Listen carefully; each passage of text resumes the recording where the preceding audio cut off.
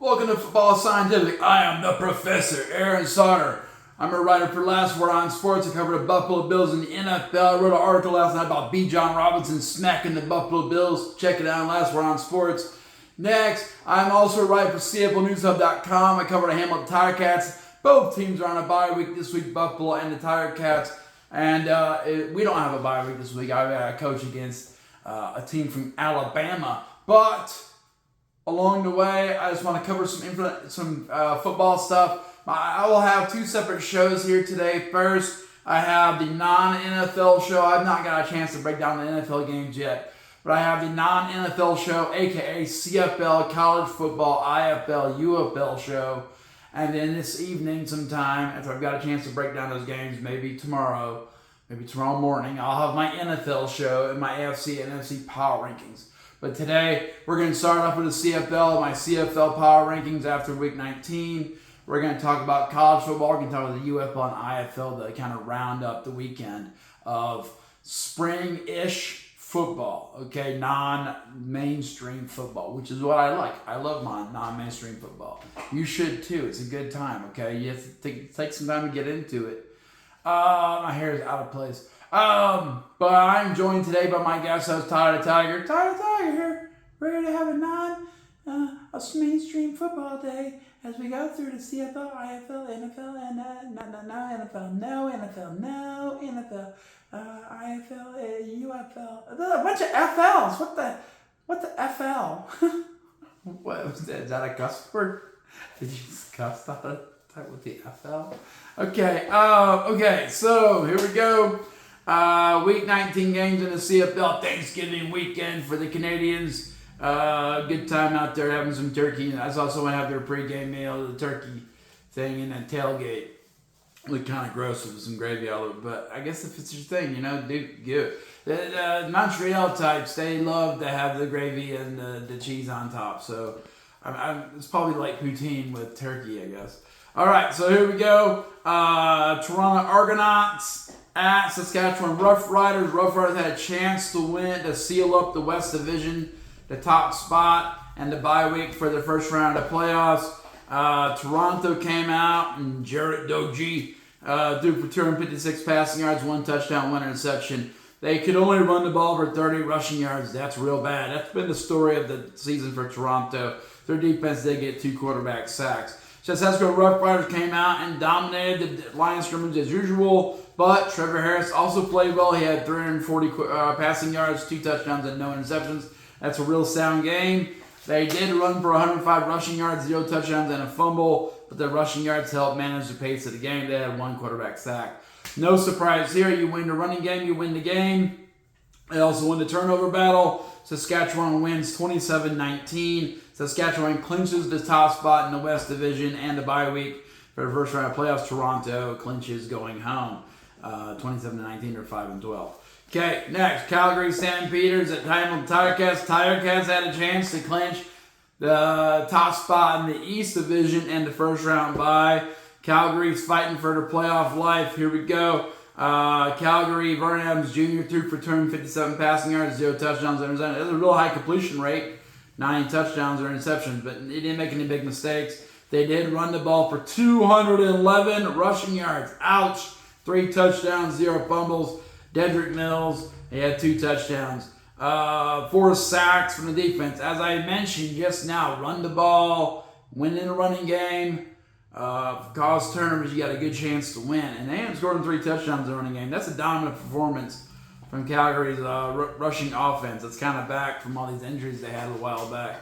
They had a 4-game losing streak coming into this game. Hamilton Tiger Cats, Bo Levi Mitchell had 306 passing yards, 2 touchdowns, 2 interceptions, 34 rushing yards. They regressed back to not throwing the ball. I don't know why. It always corresponds, Scott Milanovich had a thing saying that they didn't have an identity and blah, blah, blah, and that people weren't committed, blah, blah, blah, blah, which is all loser talk, man. It's all like we're not going to win the Grey Cup. But Scott Milanovich is not thinking right, okay? I wish I was the head coach of the Hamilton Tiger Cats.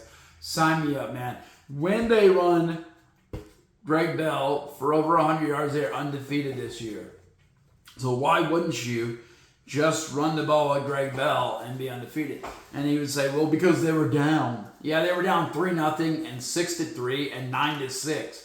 And then the bottom fell out because Bo Levi Mitchell started throwing interceptions. And now you lost the game 37-20. But the whole first half, 3-0, 6-0, 6-3, 9-6. Come on, man. Start running the ball. Start running the ball and win the game. Play for winning the game. Okay? They didn't do that. That's on the coach and the offense. Bo Levi Mitchell, I'm sure, wants to. Every quarterback wants to throw the ball. But you know what? You throw 2 interceptions, we should have been running the ball. We should have been running the ball and playing good defense. That's how you win championships, not by whipping the ball around the yard and throwing interceptions. Sorry, that's just not how it works. And at any level of football. Calgary beats Hamilton 37-20. Ouch. We have to wait another week to clinch the East Division, but as I wrote an article maybe 3 weeks ago, it doesn't matter if we clinch the East Division or not. We made the playoffs, so we just got to stay healthy. I mean, max, you got to win 3 games in a row to win the Grey Cup. And we've had a 6-game winning streak and a 3-game winning streak. So we've had multiple losing streaks. This is well in the realm of reality for Hamilton to win the Grey Cup this year. And pretty much it's wide open for the Grey Cup. You know, Saskatchewan keeps getting beat by Calgary. Calgary's beating Winnipeg. Montreal beats Edmonton. Hamilton beats Montreal. Okay, who's the better team? None of them are all that excellent. So, yeah, it could be a dig, but it also could be pretty exciting. It's wide open. Okay, it's wide open. Based on matchups. Winnipeg Blue Bombers. I mean, it's a good matchup for Hamilton against Edmonton. They lost last time they played them, I think, but they could beat Edmonton. And I'm guaranteed they can beat Montreal. They'll be in the Grey Cup, and then you see who you face. Yeah, you haven't beaten Calgary all year. Neither has Saskatchewan or Winnipeg. So, I mean, if we play Saskatchewan, we're probably going to lose. But if we play BC, we'll probably win. It's all matchups, man. Fans get all weird about stuff, but it's all matchups, okay? Winnipeg Blue Bombers at Edmonton Elks. Winnipeg had a chance to stomp the playoff hopes at Edmonton Elks out and to elevate themselves and stay in the running for the 3rd spot in the West. But what happened? Zach Collaros for the Winnipeg Blue Bombers came out and threw for 202 passing yards, 1 touchdown, 2 interceptions. 2 interceptions. He's back throwing picks all the time. 125 rushing yards, 1 touchdown, 0 fumbles. Most of that was Brady Oliveira, but the touchdown was Chris Strebler. They had 0 quarterback sacks. Brady Oliveira did have 117 yards rushing. Chris Strebler only had 8, but he got the touchdown. Edmonton Elks, Cody Fajardo is putting on a good performance, showing that maybe it wasn't a fluke that he won a Grey Cup a couple of years ago with Montreal, even though they ditched him since then for Davis Alexander because he's cheaper. Cody Fajardo threw for 142 passing yards, 0 touchdowns, 0 fumbles. I mean, it's nothing near 0 interceptions. It's nothing lights out awesome, but he's a great game manager, and that's what you need in the CFL. If you can manage a game in the CFL, you can win a lot of games if you got a running game. Do they have a running game? Well, Justin Rankin ran for a large number of yards. They ran for 165 yards total. He had a majority of 80% of that. They had 2 touchdowns and 0 fumbles. Justin Rankin had a touchdown, and Cody Fajardo had a touchdown. And that's the difference in the Edmonton Elks right now. Justin Rankin is running all over people, and that's why they got a chance, if they get into the playoffs, to be dangerous. Now, if they play Montreal, they will lose. Why? Because they'll turn the ball over. Boom. That's the thing. They want to get to the 3rd spot in the West, which is going to be difficult because that's Calgary sitting there. They might knock off Winnipeg and then take the crossover spot. And if they do that, they'll lose to Montreal. Okay? Because Montreal can stop what Edmonton does well. That's the thing. Boom. Ottawa Redblacks at Montreal Alouettes on Thanksgiving Day in Canada. Yes, it's in October. Ottawa Redblacks came out, and I mean, we all know they're done. They're done. They're just playing out the season. Okay. Drew Brown, Dustin Crum started for the Ottawa Redblacks. 462 passing yards, 0 touchdowns, 0 interceptions. 121 rushing yards, 1 touchdown, 1 fumble. William Stanback had a majority of that. They had 0 sacks. Pretty good. Okay. Montreal came out, and Davis Alexander looked really good. 240 passing yards, 1 touchdown, 0 interceptions. 59 rushing yards. Really, they should have probably lost this game, but guess what happens?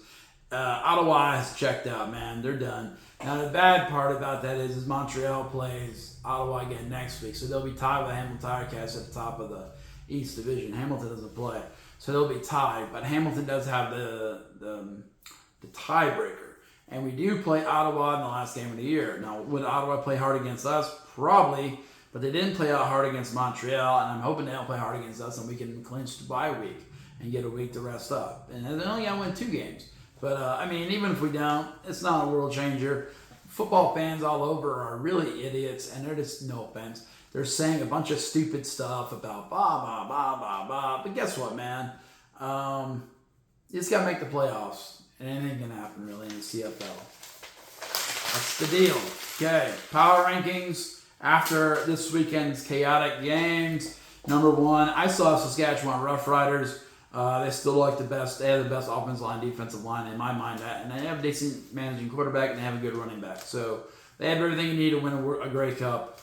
Not a World Cup. It's a lot of kicking, I guess. The BC Lions are 9-7. They struggle to run the ball sometimes. Nathan Rourke runs the ball a lot for them. That's what separates BC from the top spot in my mind. I've seen some people put out power rankings on Facebook and stuff, and they got BC as number 1. But I'm saying, nah, man. Because it's all Nathan Rourke. And all you got to do, not encouraging this behavior, but if you put out Nathan Rourke, if you knock out the head of the snake, you win. And game over. And I could see Saskatchewan has a mean streak. Mental note. Hopefully no one forgot. Saskatchewan does have a mean streak, and they will go out of their way to knock out Nathan Rourke. Not saying that's the way to go. Not saying we're doing a bounty gate situation. Why we jump right to bounty gate? Why we jump right to bounty gate? No, we're not doing bounty gate, but if a team was going to do bounty gate, it would be Saskatchewan Roughriders. Okay? And they'll knock out the BC Lions just like that. They'll knock out Nathan Rourke, and they'll knock out BC Lions. Number 3, Montreal Alouettes. I mean, they're playing the best football in the East right now. Does that mean anything? No. It doesn't mean anything because it's regular season. And, yeah, they're still fighting for East, blah, blah, blah. We know they're good with David Alexander. The last time David Alexander played against the Hamilton Tirecats, they didn't block one of their linebackers, and he completely just got destroyed and was out for several weeks. So, I mean, watch out. Watch out, David Alexander. I would bring the heat if I was Hamilton, especially if you're playing in like the East Finals. Just bring the heat, smack him in the mouth, and see if he can handle it. He cannot handle it. He'll throw picks, and we'll win the game, okay? And that's what you got to do.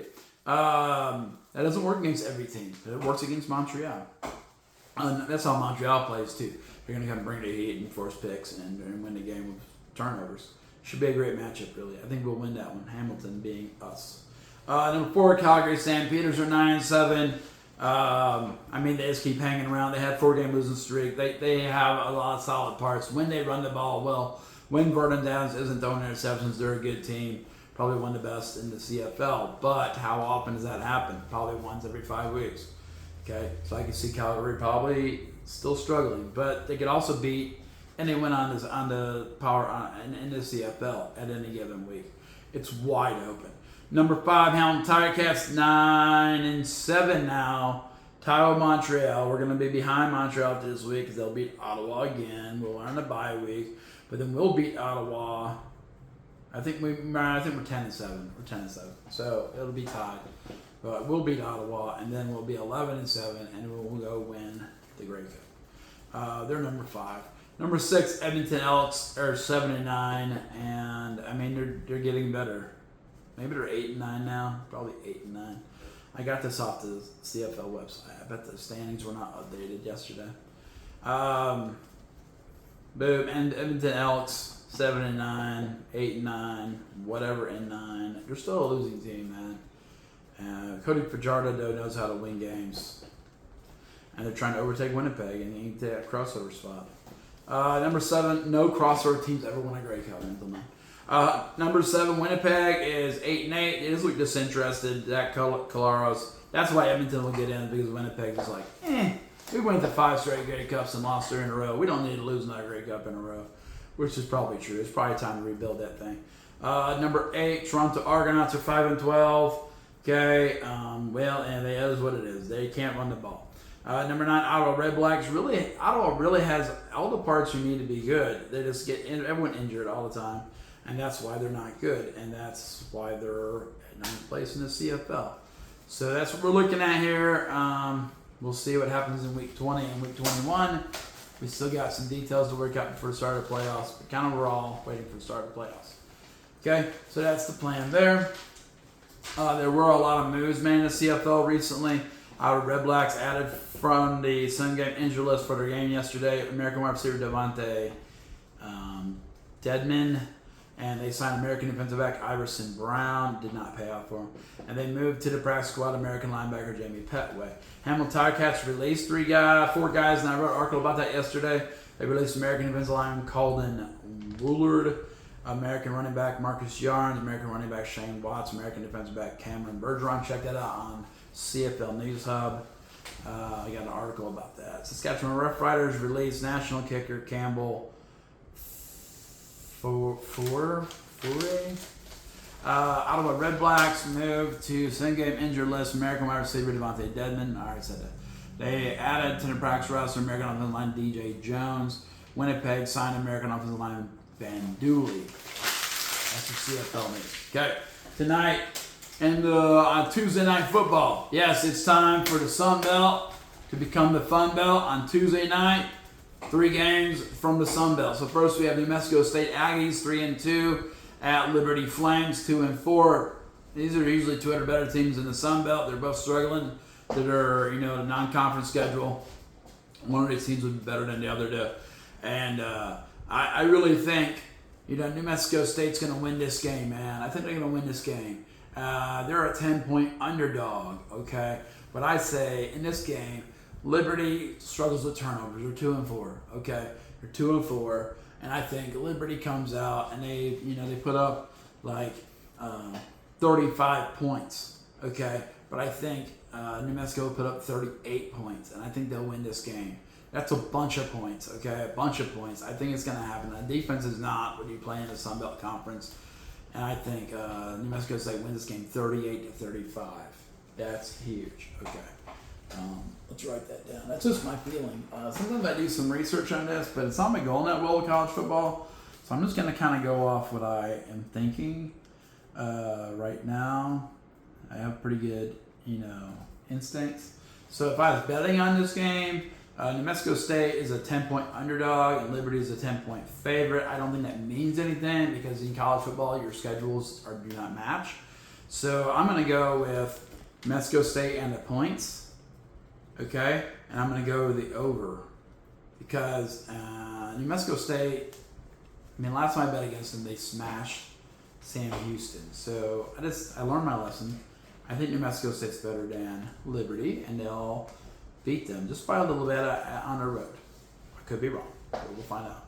Arkansas State Red Wolves at South Alabama Jaguars. Jaguars are big favorites at home.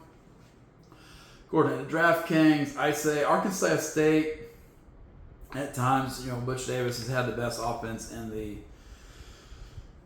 league, in the Sun Belt. But I think South Alabama they're 1-5. I don't know if I can trust 1-5 and 2-4, but I'm saying this will be a crazy game. And I got Arkansas State upsetting them 31 to probably 28. Okay. So once again, I'm calling for an upset. That's why it's the Fun Belt, though, because it's crazy. I'm going with Arkansas State in the points, and I'm going for them to win the game, and I'm going over slightly. Okay. And then we got the 2-3 Florida International Panthers at the Western Kentucky Hilltoppers. Hilltoppers are 5-1. They're the best team in the Sun Belt right now. Florida International is Pitbull's team. So, they're the Panthers. They could be the Florida State International Pitbulls. That'd be funny. But what's going to happen in this game? I think Western Kentucky is actually legitimately better than Florida International. Not defensively, but offensively. They have a very good offense. I think they win this game 42 to 20. Okay, I can see it being one of those kind of games. A blowout, but not a shutout. You know what I'm saying?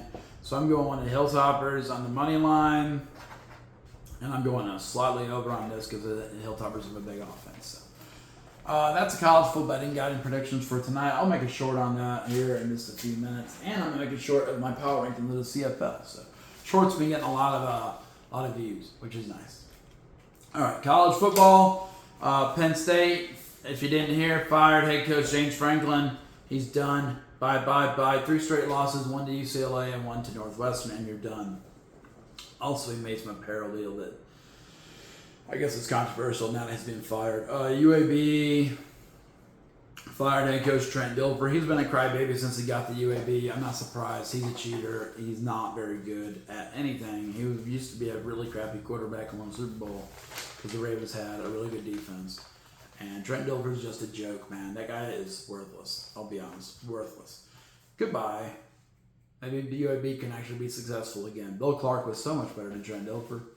UFL, Dallas Renegades signed a bunch of players. They re-signed quarterback Luis Perez. They signed from the San Antonio Brahms wide receiver Jontre Kirkland. So it doesn't seem like the Brahms are just transferring to Orlando, which is kind of what I was hoping for. But also we kind of need a fresh look at things. We need some fresh talent in Orlando from San Antonio. Last year San Antonio really blew up and was unpleasant. But Jontre Kirkland, he's probably the best player on that Brahms roster. He's going to Dallas Renegades. They signed offensive guard Donovan West because their star offensive guard Garrett McGinn has retired, so they need to fill in a guard. St. Louis Battlehawks re-signed kicker Rodrigo Blankenship, who made videos all offseason trying to get signed by an NFL team. And UFL kickers are really good in the NFL, mental note, but Rodrigo Blankenship could not do it. They re-signed defensive lineman TJ Pestifer Jr., and DC Defenders re-signed tight end Ben Bresnahan, tight end Mason Fairchild, and offensive lineman Tykeem Doss. That's over like the last 3 days. Also saw rumors the UFL season is expected to start Friday, February 27th in 2026. That's about a month earlier than normal, which is going to be closer to the end of the Super Bowl. A lot of people have said, well, UFL would be way better if it came right after the Super Bowl. Can't guarantee that, but it might be, and I would like that. It keeps my football days rolling, so that's good. Our off-season gets kind of boring, which is why I cover all these spring football leagues. Why alternate football league season is really fun for me. I'm usually coaching all fall, and it's hard to keep up, but then it's easy to keep up in the spring. Dallas Renegades re-signed edge rusher Willie Taylor III. Birmingham Stallions re-signed safety Trey Norwood. DC Defenders re-signed running back Abram Smith. That'll happen today. In the IFL, teams are building up. Fisher's Freight re-signed wide receiver Isaiah Coulter, running back Josiah King, defensive line Jalen Swan. We were all big players for the Freight in Fishers, Indiana. Vegas Nighthawks signed wide receiver Deshaun Stoudemire, who they seem excited about. San Diego Strike Force added wide receiver Deshaun. They both added Deshaun Stoudemire. Which one's real? Ooh. Oh my. What's the IFL trying to do here? I think Deshaun Stoudemire ended up going to the San Diego Strike Force. I think Vegas may have released him, and then he signed with the San Diego Strike Force. Although both teams may think they signed him, which is going to be controversial coming up. That's interesting. He played for Northern Arizona Wranglers last year. He was not good. So it's just weird that they're going to fight over him now, or it's misreported on the IFL website or something. I don't know. Jacksonville Sharks, they added Barnstormers quarterback James Cahoon, who's a great passer. I mean, Iowa ran like an air raid offense indoors and a 50-yard field, which is weird because the air raid offense without spreading everyone out, but you only have 50. It's a very small field. How are you going to spread everyone out? That's why they have been unpleasantly bad. But James Cahoon in the Sharks offense with a good running game with Jimmy Robinson may be pretty good. San Antonio Gunslingers signed defensive back Christoph Pagenaud, and it was hard to figure that out from their release page. If you guys need an actual writer to write your press releases, let me know. I'm happy to do it from home, and I'll take whatever pay you offer me. Okay, but I can definitely write better press releases than every team in the IFL does currently. And I'll give you some online coverage too on the channel. So they also signed defensive back Matt Elam, who happened to play for the Baltimore Ravens of the NFL, and also since the guys from Rough Riders, in Edmonton Elks of the CFL, but he's trickled down to the IFL, so maybe he's not that great, but he's probably good for IFL. Matt Elam is now a San Antonio Gunslinger. So that is our show for today, our non-NFL show. Boom, we went through CFL Power Rankings, we went through the Sunbelt, Funbelt, 3 matchups tonight, betting guide and predictions. I'm going to make shorts on both of those, and then I'm going to enjoy my afternoon coaching football. So I hope you're having a good time, and wherever you're at and whatever you're doing, and just keep that up, and let's keep going, okay? Woo! Football Scientific. Remember, check out Last Word on Sports. Find my Buffalo Bills articles. You'll be very happy to read them, I think. And then CFLNewsHub.com. Check out my Hamilton Tire Cats. Just doing my hair. Hamilton Tire Cats articles. They're really fun to read. And the Tire Cat, if you don't have a CFL team, go for the Tire Cats. They're never all that boring. Even when they should win, they don't. And when they shouldn't win, they do. And it's like, what is going on with this team? And their fans are real weird on Facebook. I don't talk to them. But if I did, I'd say, y'all are real weird. They'd probably say the same to me, though. Interesting thought. If you like the channel, make sure you like the video, share the video, and then subscribe. We got 2 new subscribers the last few days. My betting guides have been blowing up. If you make a bunch of money off those betting guides, please send me some money, and that'd be great. I don't bet with my own money. That would be dumb. It's not because I don't trust myself. It's just because I don't want to spend money on football. So, can you spend money on football? Sure, man. And if you win, give me credit and tell people about the channel. That'd be awesome. I am Professor Aaron Sauter, and I'm football man all the way. So that's it for today. I'm going to close this Football Scientific portal and